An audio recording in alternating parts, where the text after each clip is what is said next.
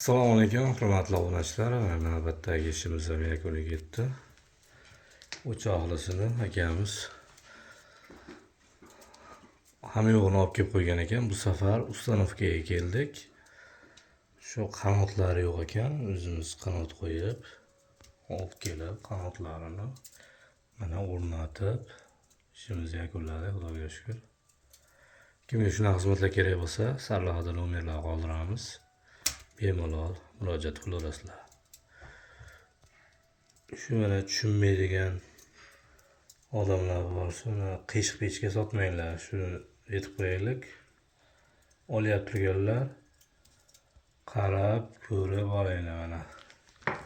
Bir tomonga qiyshiq aytib qo'ygan ekan pechga.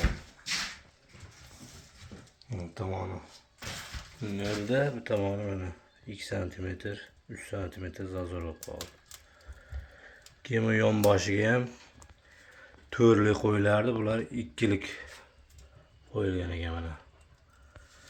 Akamiz Sanjondan sotib olgan.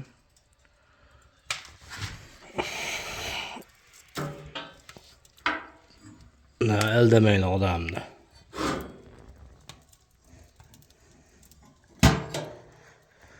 Xizmatlar vodiy bo'ylab.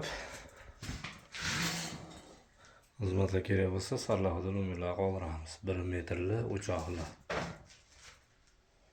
Ikkita xonani hammom qilib beradilar, xudo xolasa. Abistka ishlari bilan.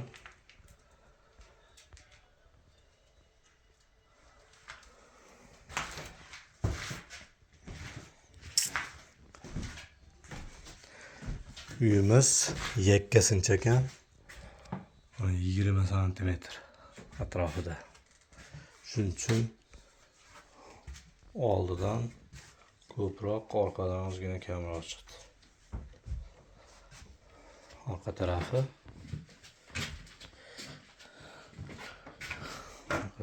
ham o'ta go'zal.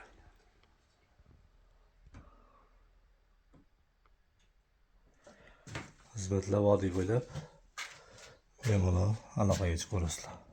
Sog' bo'lasizlar, salomat bo'lasizlar.